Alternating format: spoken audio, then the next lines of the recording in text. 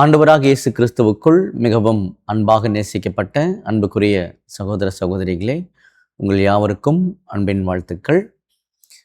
விசேஷமாக நம்ம தொடர்ந்து பார்க்கக்கூடிய ஜீவனும் ஜீவ உரிமைகளும் என்ற தலைப்பின் கீழாக இன்றைய நாளுக்குரிய ஒரு கேள்வி பதிலுக்குள்ளாக கடந்து போக போகிறோம். அதற்கு முன்பாக ஒரு சிறிய ஜெபம் பண்ணிடலாம்.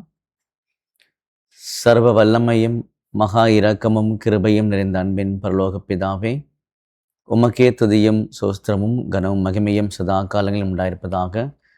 பிதாவே, விசேஷ விதமாக எங்களுடைய வாழ்நாட்களில் ஒரு நாளை கூட்டி கொடுத்து உம்முடைய வேதத்திலுள்ள இப்பேற்பட்ட மறைபொருளான காரியங்களை தெரிந்து கொள்ளும்படி நீர் செய்கின்ற தயவுக்காரன்று செலுத்துகின்றோம். இப்பொழுதும் கூட நாங்கள் தெரிந்து கொள்ளக்கூடிய காரியத்தை நிதானமாக படித்து புரிந்து கொள்ள தெய்வம் தாமே கிருபை செய்ய வேண்டுமாய் ஜெபிக்கின்றோம். இவையாவும் எங்கள் மீட்பரும் இரட்சகரும் குருவுமாகிய ஆண்டவராக இயேசு கிறிஸ்துவின் நாமத்தினாலே கேட்கிறோம் நல்ல பிதாவே, ஆமேன். அன்புக்குரிய சகோதர சகோதரிகளே, 1907 வருஷத்தில் கேட்கப்பட்ட ஒரு கேள்வி. ஸோ கேள்வியை கேட்ட உடனே சில பேருக்கு பதில் தெரிஞ்சிடலாம், அல்லது டவுட்டில் நீங்கள் கெஸ் பண்ணலாம். ஆனால் இந்த பதிலை நம்ம முழுமையாக வாசிக்கும்போது ஒரு அருமையான ஒரு எக்ஸ்பிளனேஷன் கொடுத்துருக்கிறார். ஸோ ரொம்ப நல்ல ஒரு பதிலாக அது பார்க்குறோம். அதனால் நிதானமாக பாயிண்டாக நம்ம கவனிக்கணும், அப்போ தான் புரியும். ஸோ கேள்வி உலகத்தார் நீதிமான்களாக்கப்படுவது 1000 வருஷ யுகத்தின் துவக்கத்திலா அல்லது முடிவிலா அப்படின்றது தான் question. When is the world justified? At the beginning or end of the millennium அப்படின்னு சொல்றாரு. அப்போ உலக ஜனங்கள் நீதிமான்களாக்கப்படுவது 1000 வருஷ யுகத்தின் துவக்கத்திலா முடிவிலா? பதில், உலகத்தார் 1000 வருஷ யுக முடிவில் நீதிமான்களாக்கப்படுவார்கள் என்று நாங்கள் பதிலளிக்கிறோம். வேதாகமத்தை நாங்கள் புரிந்து கொண்டபடி தேவன் சபையுடன் செயல் தொடர்பு கொள்வது போல, இங்க வார்த்தைகள் எழுதியிருக்கனால எதுவும் புதுசாக நீங்க யோசிக்க வேண்டாம். சபை கூட தேவன் டீல் பண்றதை பத்தி பேசுறாங்க, அவ்வளவுதான்.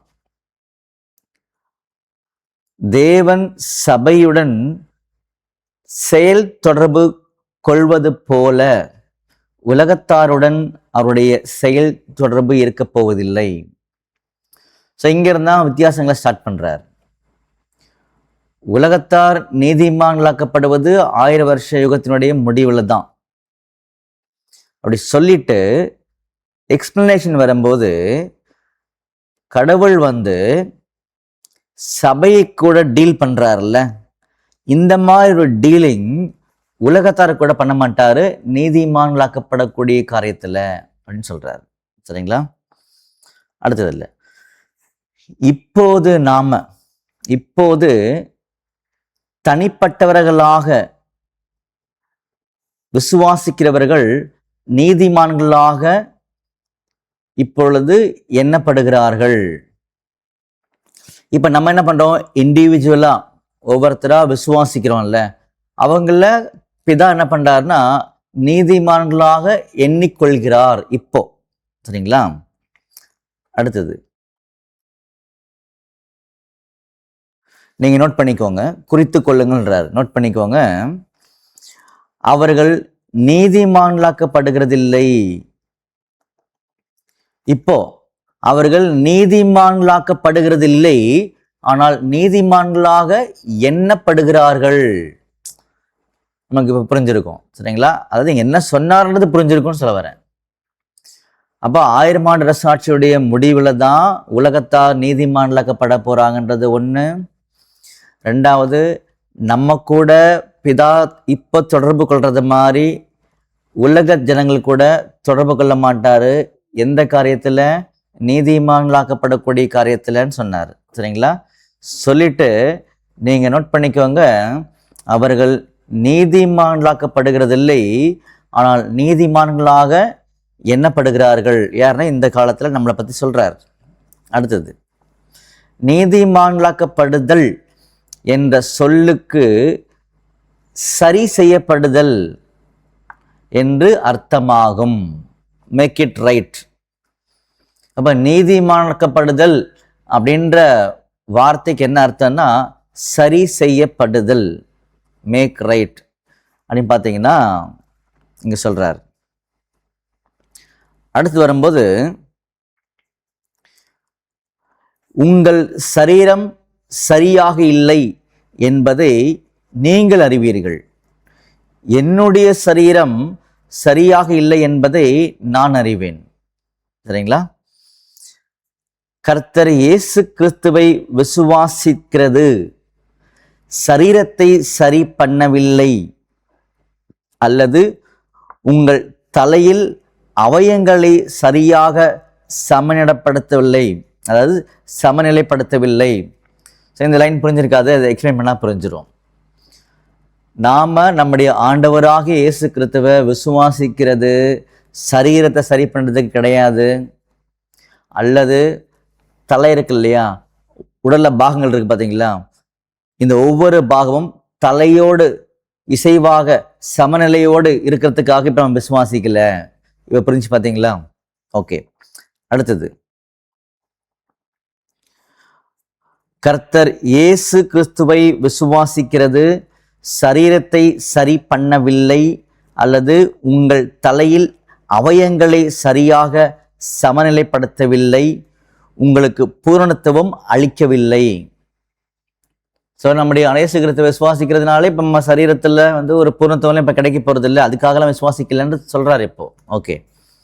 ஆனால் அவர் உலகத்தாருடன் செயல் தொடர்பு கொள்ளும்போது அவர் அவர்களுடன் இவ்விதம் செயல் தொடர்பு கொள்ள மாட்டார். இப்போ சபை கூட இப்போ டீல் பண்ணார்ல, இந்த டீலிங் உலகத்தார் கூட இருக்காது அப்படின்னு சொல்றார்.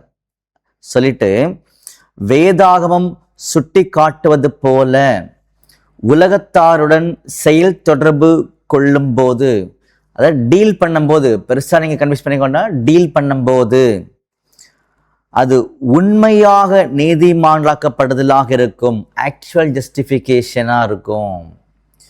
இப்ப நம்மள என்ன பண்றாரு, ரெக்கண்ட் எண்ணிக்கொள்ளுகிறார் நீதிமான்களாக.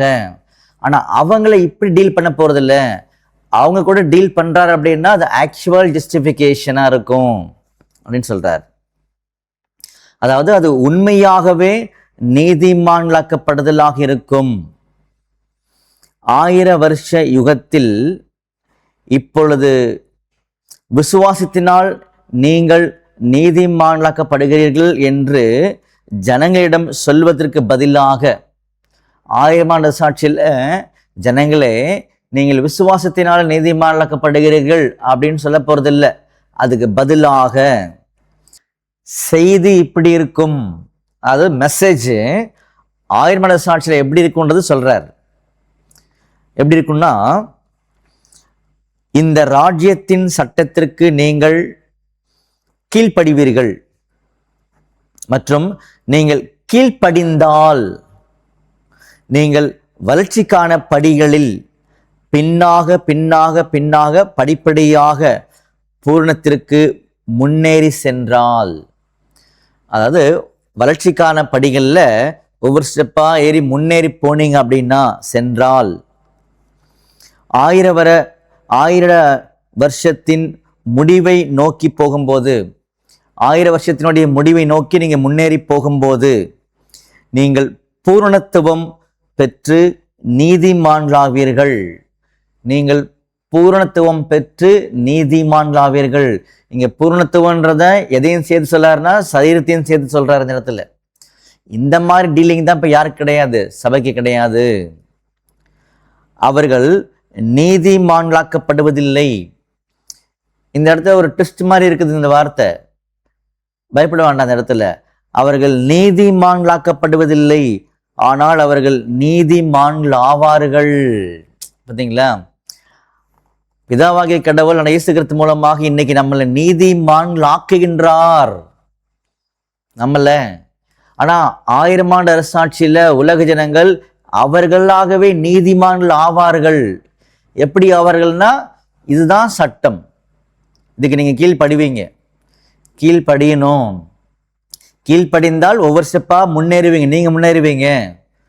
அப்போ இப்படி அவர்கள் நீதிமான்கள் ஆவார்கள் அப்படின்றார். ஆகவே உலகத்தாரை உண்மையான பூரணத்துவத்திற்கு திரும்ப கொண்டு வருவதுதான் தேவனுடைய உள்நோக்கமாகும். அப்போ ஆக்சுவல் ஜஸ்டிஃபிகேஷன் உலகத்தார்கிட்ட கொண்டு வரணும், பெர்ஃபெக்ஷனை கொண்டு வரணும், ஆக்சுவல் பெர்ஃபெக்ஷன் அவங்களுக்கு வரணும். அதனால இந்த இடத்துல அருமையான வார்த்தை பயன்படுத்தியிருக்கார், உண்மையான பூரணத்துவத்திற்கு, ஆக்சுவல் பெர்ஃபெக்ஷன். அப்போ ஆக்சுவல் பெர்ஃபெக்ஷன், உண்மையான பூரணத்துவம் என்பது சரீரத்தையும் உள்ளடக்கியது. இப்படி கொண்டு வருவதான் அப்பாவுடைய பிளானாக இருக்குதுன்னு சொல்லி காமிக்கிறார், நோக்கமாக இருக்குன்னு சொல்லி காமிக்கிறாரு. ரொம்ப சரியாகவும் நமக்கு புரியுது. ஒரு அருமையான விளக்கத்தை பார்த்தீங்கன்னா இன்றைய நாள் நம்ம தெரிஞ்சிருக்கிறோம். இதை குறித்து என்ன பண்ணலாம்னா, இன்னும் அதிகமாக என்ன பண்ணலாம்னா, நம்ம வந்து யோசிக்கும் போது நமக்கு அதிகமான புரிதல் கிடைக்கும். சரிங்களா? அப்போ கேள்வி என்னது? உலகத்தார் நீதிமான்கப்படுவது 1000 வருஷ யுகத்தின் துவக்கத்திலா முடிவிலா? முடிவில்லை. அப்போ நம்ம கிட்ட டீல் பண்ற மாதிரி உலகத்தார்கிட்ட பண்ண மாட்டார். நம்ம கிட்ட எப்படி டீல் பண்றாரு? நம்ம நீதிமான்களாக கருதுகிறார். அங்க ஆக்சுவலாவே ஜஸ்டிஃபிகேஷன் உள்ள என்ட்ராரு. ஆக்சுவலா உள்ள என்ட்ராரு என்ன அர்த்தம்னா, சரீரம் சேர்ந்தே பார்த்தீங்கன்னா பூர்ணத்துவத்தில் வரக்கூடிய நிலைமைக்குள்ளாக அவங்க முன்னேறி போகும்போது பர்ஃபெக்டாக முடிவில் வந்துடுவாங்கன்னு தான் சொல்ல வந்தார். சரிங்களா? அப்போ அன்புக்குரிய சகோதர சகோதரிகளே, இதை குறித்து நம்ம அதிகமாக தியானிக்கலாம். ஒரு சிறிய ஜெபம் பண்ணி முடிச்சிடலாம். வானத்துக்கும் பூமிக்கும் ஆண்டவரே, உமக்கே துதியும் சோஸ்திரமும் கனமும் மகிமையும் சதா காலங்களில் உண்டாயிருப்பதாக. பிதாவே, விசேஷ விதமாக ஆண்டவராக இயேசு கிறிஸ்துவின் மகா மேன்மையான காரியங்களையும் உமது திட்டத்தில் நீர் வைத்திருக்கக்கூடிய இப்பேற்பட்ட தகுதி நிலைமைகளையும் நீர் எங்களுக்கு வெளிப்படுத்தி இந்த அழைப்பினை புரிய செய்கின்ற தயவுகளுக்காக நன்றி செலுத்துகின்றோம். இந்த காரியங்களை நாங்கள் மென்மேலும் படித்து தியானித்து புரிந்து கொள்ள தேவன் தாமே கிருபை செய்யண்டமாய் ஜெபிக்கின்றோம். இவை யாவும் எங்கள் மீட்பரும் இரட்சகரும் குருவும் ஆகிய ஆண்டவர் இயேசு கிறிஸ்து நாமத்தினாலே கேட்கிறோம் நல்ல பிதாவே. ஆமேன்.